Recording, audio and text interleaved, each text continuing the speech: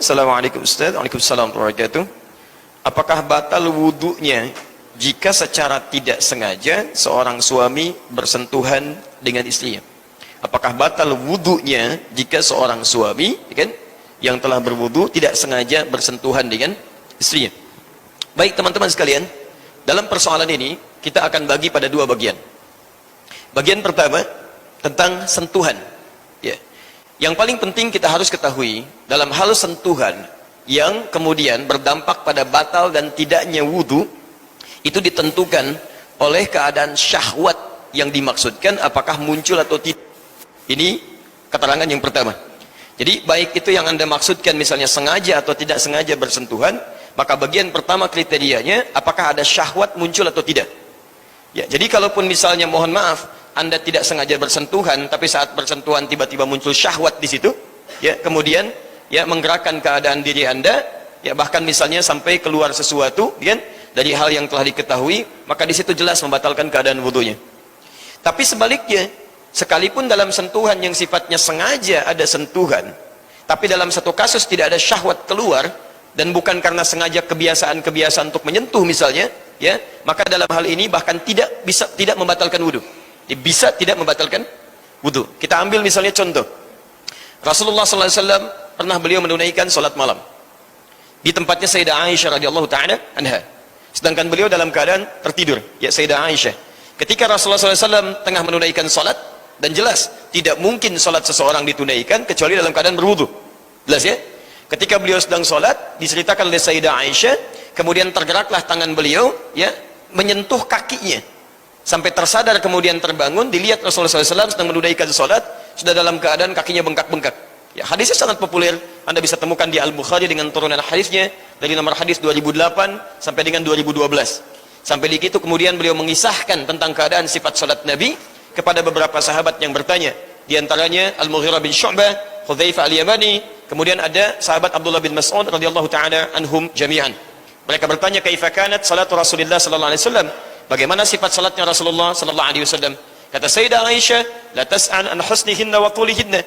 Jangan ditanyakan bagaimana panjang dan bagusnya salat beliau. Shalli arba'an, thumma yusalli arba'an, thumma yusalli thalathan. Kalau beliau salat di rumah saya, salatnya 4 rakaat, 3 rakaat. Tapi jangan ditanya bagaimana panjang dan bagaimana bagusnya bacaannya, karena sulit untuk diikuti. Ya, bagaimana bisa tahu keadaan ini? Karena pernah tadi beliau terbangun, tangannya menyentuh kaki Nabi yang tengah menunaikan salat. Dilihat kakinya sudah bengkak. Sampai di akhir bertanya, "Ya Rasulullah, kenapa harus sampai seperti ini? Alam takun ma'suman, bukankah engkau seorang dijaga dari salah? Alam takun madmunan, bukankah engkau dijamin masuk surga?" Ya. Jadi Masya Allah, kata Sayyidah Aisyah, kalau dalam bahasa kita lebih luasnya, Anda ini kan Rasul, Nabi, dijaga dari kesalahan, dijamin masuk surga, masih mau tahajud sampai bengkak-bengkak berdiri lama begini. Ya, Masya Allah. Kalau kalimat ini dibalikan kepada kita, Anda Nabi bukan, Rasul bukan, surga belum jelas, tidak maksum juga, gitu kan? Masa nggak mau bangun tahajud walaupun tidak harus bengkak seperti Nabi, gitu kan? Kalau dalam kalimat bebasnya. Baik, apa jawab Nabi? Afala akunu 'abdan syakura? Apa nggak boleh aku menjadi hamba yang bersyukur kepada Allah Subhanahu wa taala? Apa syahidnya kaitan dengan pembahasan kita? Kaitannya adalah ketika Sayyidah Aisyah tangannya terkena kaki Nabi, ternyata Rasulullah SAW tidak membatalkan salatnya. Tapi diteruskan oleh beliau. Teruskan sampai dengan selesainya, sampai dengan tuntasnya. Baik, maka para ulama hadis di sini memberikan pandangan, termasuk ulama fiqih, dalam keadaan-keadaan tertentu, sentuhan bahkan yang terjadi, gitu kan? Sentuhan bahkan yang terjadi, dan nanti akan Anda lihat juga, Nabi dalam keadaan puasa Ramadan pernah mencium istrinya. Ya, dalam kebiasaan rutin beliau ketika akan berangkat beraktivitas, apakah membatalkan puasa? Tidak. Ya, karena itu kegiatan-kegiatan rutin harian yang sudah biasa dilakukan, yang tidak menghadirkan syahwat. Jelas di sini? Nah, jadi sekalipun ada sentuhan misalnya, tapi dalam sentuhan ini tidak melahirkan syahwat, tidak berniat pada keadaan yang khusus terjadi antara suami istri, maka itu dipandang tidak membatalkan wudunya. Baik, tapi kalaupun Anda misalnya, mohon maaf, tidak sengaja sentuhannya, tapi dari situ muncul syahwat, bahkan Masya Allah tidak menyentuh secara fisik, tapi sentuhan non fisik. Ya, jadi di Quran itu termasuk di bahasa Arab ada 2 jenis sentuhan. Ada sentuhan pertama, yaitu sentuhan secara fisikal. Ya, dalam bahasa Arab disebut dengan lamasa. Ya, lamasa. Ya, hari ini antum imannya cukup kuat yang ada di sini ya. Makanya nggak pakai papan tulis, cukup dibayangkan aja ya. Lam, mim, kemudian sin insyaallah. Lam, mim, sin. Lamasa. Baik, itu yang dimaksud sentuhan secara fisikal. Jadi kulit ketemu kulit bisa begini. Itu lamasa. Kalau masing-masing berniat saling menyentuh, masing-masing, misal suami ingin menyentuh, istri ingin menyentuh, ya, ada keinginan saling menyentuh. Maka di sini kalimatnya berubah dari lamasa dijadikan ditambah alif di depan lamnya. Lamasa. Jelas ya? Dia ada lamasa, ada lamasa. Awas beda. Ya. Hati-hati, hati-hati. Ini bahasa ini agak ketat, gitu ya. Agak ketat di sini. Anda salah belajar, salah menyimpulkan. Ya, seperti kalimat wudu misalnya, gitu kan? Bagaimana menjadi dau, bagaimana tidak menjadi dau. Nah, itu ada turunan-turunannya. Nah, itu bahasan lain nanti insya Allah ya. Baik. Lamasa menyentuh. Lamasa saling ingin menyentuh. Kalau kalimatnya lamasa belum tentu batal wudu. Tapi kalau sudah lamasa pasti batal wudu. Pasti batal wudu. Karena itu ketika Allah turunkan hukum seseorang, suami istri yang saling menyentuh di sini, ya, kemudian turun ayatnya di sini, kalimatnya jelas, wudunya batal, harus dia berwudu kembali, kalau tidak menemukan langsung dia bertayamum. Quran surah kelima, Al-Maidah ayat yang ke-6. Posisi boleh pakai posisi? Masih boleh ya. Posisi paling kiri sebelah atas. Ya, posisi paling kiri sebelah atas. Ini untuk memudahkan ya. Kalau yang sudah paham ayatnya, tahu nomornya, tahu posisinya, maka langsung aja lah gitu kan. Yang belum tahu itu untuk memudahkan. Ya ayyuhalladzina amanu, hai orang-orang yang telah menyatakan dirinya beriman kepada Allah. Idza qumtum ilas shalah, jika Anda ingin menunaikan salat dengan sempurna, faghsilu wujuhakum, maka mulai berwudu terlebih dahulu. Ya, basuh wajah yang pokok. Wa aydiyakum ilal marafiq, tangan sampai dengan siku. Kemudian wamsahu bi ru'usikum, usap bagian kepalanya, bukan rambutnya. Ingat ya, ingat. Lihat kalimatnya. Basuh tangan sampai siku, bukan siku ke tangan. Tangan sampai siku. Usap kepala, bukan rambut. Jadi kalau ada yang berwudu cuman rambutnya saja misalnya, cuman dibeginikan, ya, takut gitu kan, rambutnya begini karena takut dia bergeser sisirannya, maka wudunya tidak sah di sini. Kepalanya yang dimaksudkan, bukan rambutnya. Kemudian wa arjulakum ilal ka'bain, kakinya sampai kedua mata kaki. Di ujung ayatnya, lihat ujungnya, ya. Aula mastumun nisa fa ilam tajidu ma'an fatayammamu sa'idan thayyiban.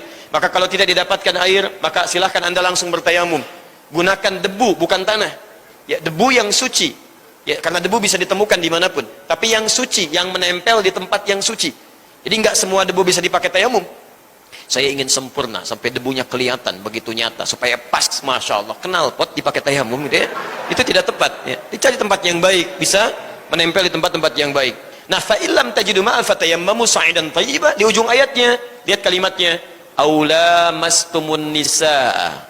Falam tajidu ma'a, sebelumnya aula mastumun nisa, atau Anda sengaja saling bersentuhan dengan pasangannya. Kalimatnya tidak menggunakan lamasa tapi lamasa. Jadi saling menyentuh di sini diisyaratkan oleh Al-Qur'an wudu. Jelas di sini? Baik, ada yang kedua. Sentuhan yang terjadi tanpa adanya kontak fisik secara kulit. Ya, jadi misal Anda hanya melihat gambar atau kadar Allah misalnya melihat istri dan sebagainya dalam keadaan berwudu, tiba-tiba ada perasaan tertentu di dalam hati, ada sentuhan kepada jiwa, ada getaran yang berbeda, maka seketika bisa membatalkan wudu.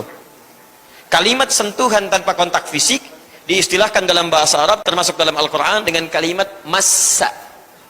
Massa. Jadi ada lamasa, ada massa. Ya, kalimat massa pertama ada di Quran surah kedua Al-Baqarah ayat 214. Posisi paling kanan sebelah bawah. Ini yang sifatnya cukup positif. Yang negatif ada di Quran surah kedua Al-Baqarah ayat 275. Posisi paling kanan sebelah atas. Jadi kita lihat misalnya ujian. Ya, sifat ujian. Am hasibtum an tadkhulul jannata. Quran surah kedua Al-Baqarah ayat 214. Am hasibtum an tadkhulul jannata wa lamma ya'tikum mathalul ladzina khalau min qablikum massathumul ba'sa wad-dharra wa zulzilu hatta yaqula ar-rasulu wal ladzina amanu ma'ahu mata nasrullah ala inna nasrullahi qarib. Lihat kalimatnya. Am hasibtum an tadkhulul jannata, apa Anda duga akan begitu mudah masuk ke dalam surga? Jangan dikira mudah. Awas, hati-hati. Surga itu indah, begitu nikmat, kenikmatannya luar biasa. Setiap hal yang melahirkan kenikmatan, maka fitrah kehidupannya mesti lewat ujian. Ya, silakan. Anda misalnya, mohon maaf, ingin mendapatkan pekerjaan yang nyaman, keadaan yang bagus, apa dikira langsung mendapatkannya? Tidak. Anda lewati tahapan dulu, Anda belajar dulu, lewat ujian dulu, baru mendapatkan semua itu. Termasuk apa Anda kira mudah datang ke sini? Tidak. Anda bisa menghadapi kemacetan di jalan, bisa menghadapi tantangan dan sebagainya, baru mendapatkan apa yang kita harapkan. Surga, kenikmatannya lebih daripada dunia. Makanya kata Al-Quran, jangan dikira Anda mendapatkan surga, bisa masuk begitu mudahnya. Lihat kalimatnya, ya, walamma ya'tikum mathalul ladzina khalau min qablikum. Sedangkan Anda belum mendapati ujian seperti orang dulu pun yang dijamin masuk surga mendapati ujian. Ya, dulu orang, ya, bukan hanya kalangan Nabi. Dari sahabat Nabi sallallahu alaihi wasallam ada yang dijamin masuk surga dengan lisan Nabi tanpa hisab. Ya, ada sahabat Abu Bakar As-Siddiq, ya, Umar bin Khattab, Utsman bin Affan, kemudian sahabat-sahabat yang lainnya dijamin masuk surga. Apa dikira tidak ada ujian? La haula wala quwata illa billah. Dahsyat. Bilal bin Rabah bagaimana ujiannya? Antum sekarang, Masya Allah, bandingkan. Dulu sahabat, ya, diuji luar biasa. Masya Allah, ujiannya begitu berat. Baru kemudian dijamin masuk surga. Antum bukan sahabat, kan? Keadaan belum tentu dekat dengan Allah. Pengen masuk surga tanpa ujian mustahil. Nah, di antara ujiannya, ada ujian-ujian yang kadang-kadang menyentuh ke dalam kalbu kita. Nggak ada kontak fisik. Ya, kontak fisik tidak secara langsung. Tapi seakan-akan ketika mengalami itu, secara fisik mungkin tidak langsung bersentuhan. Tapi akan ada pengaruh langsung ke dalam jiwa kita. Misal, ada berita misalnya, mohon maaf,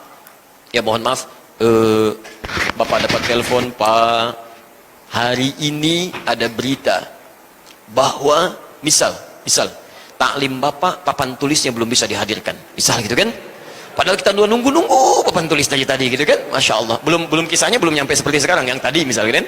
Udah ditunggu-tunggu, udah berjam-jam, tiba-tiba belum datang. Tiba-tiba kan ke hati suka ada getaran. Ya Allah, saya sudah pesan dari tadi, kok belum ada, misal gitu kan. Nah, itu yang disebut dengan massa namanya. Massa. Jelas sampai sini? Nah, jadi, memang kita nggak bersentuhan langsung dengan peristiwanya, tapi tiba-tiba langsung ada kontak kepada hati. Ya, taib. Afwan, Pak, qadarallah, Anda yang sudah diterima pekerjaan di sini mesti dibatalkan, digugurkan karena keadaan tertentu. Bahkan nggak ada penjelasan. Tiba-tiba ada getaran pada jiwa Anda. Kenapa saya begini? Ya, banyak bisa terjadi. Nah, itu yang disebut dengan massa, sentuhan, walaupun tidak secara kontak fisik langsung, tapi punya getaran kepada jiwa. Nah, massa namanya. Ada yang sifatnya negatif. Kalau yang tadi positif, ujian-ujian sifatnya positif. Maaf, ada yang negatif. Ada, mohon maaf sekali lagi, orang lewat, tiba-tiba lihat gambar besar, kan?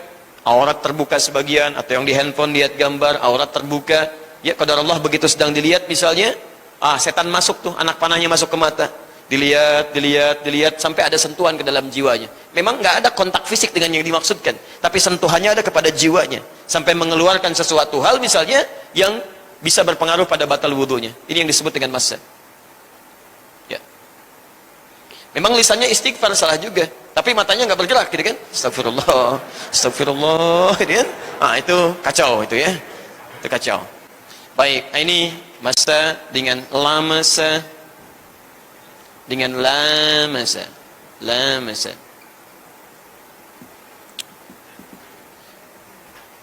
Baik, mohon maaf, pemakan riba juga diilustrasikan begitu oleh Al-Quran. Seperti orang yang kerasukan katanya, ya. Memang nggak langsung bersentuhan dengan setan, tapi keadaan dirinya seperti dikuasai oleh setan. Itu ada di Quran surah kedua ayat 275. Alladzina ya'kuluna riba la yaqumuna illa kama yaqumul ladzi yatakhabbathu asyaitanu minal massi. Bukan lamasa, tapi massa. Ya. Seperti orang yang kerasukan setan walaupun tidak langsung bersentuhan dengan setannya. Ya. Yang kerasukan setan itu ini bahasa kiasan. Maksudnya setan kan senang dengan yang haram, yang tidak baik, yang banyak maksiatnya. Itu Quran memberikan istilah ilustrasi yang sangat luar biasa tajam, bahwa pelaku riba itu memakan sesuatu yang haram masuk ke dalam dirinya. Kalau sudah haram masuk ke dalam dirinya, maka seperti orang yang dikuasai setan. Kenapa? Mohon maaf, sebab kalau yang haram masuk ke dalam diri seseorang, beredar dengan darahnya, masuk ke telinga, nanti jadi sumbatan. Quran surah 6 ayat ke-25. Wa fi adhanihim waqra. Makanya ketika mendengar yang baik-baik, dengar adzan, tidak ada kedengaran. Dengar tausiah, tidak bisa masuk. Diminta sholat, susah. Masuk ke telinga, jadi hambatan. Maaf, masuk ke mata, jadi hambatan. Lihat masjid, gak ada sentuhan. Ya, lihat orang taklim tidak ada getaran. Bahkan disebutkan langsung ketiganya, termasuk dengan akalnya di Quran surah kedua ayat yang ke-7. Khatamallahu ala qulubihim wa ala sam'ihim wa ala absarihim ghishawah. Nah, pelaku riba ini, orang-orang yang makan harta yang haram, itu sekaligus yang haram masuk ke dalam dirinya, dikuasai oleh setan, masuk menjadi penutup dalam dirinya sehingga susah menunaikan amal soleh dan gemar berbuat maksiat. Itu turunannya. Ini yang dimaksud dengan massa, lamasa, dan lamasa. Jadi kesimpulannya, mohon maaf, ya, sentuhan yang dimaksudkan tadi tidak membatalkan wudu, kecuali dalam keadaan tidak sengaja ini keluar satu syahwat tertentu yang berpengaruh pada keadaan wudunya. Wallahu ta'ala a'lam bissawab.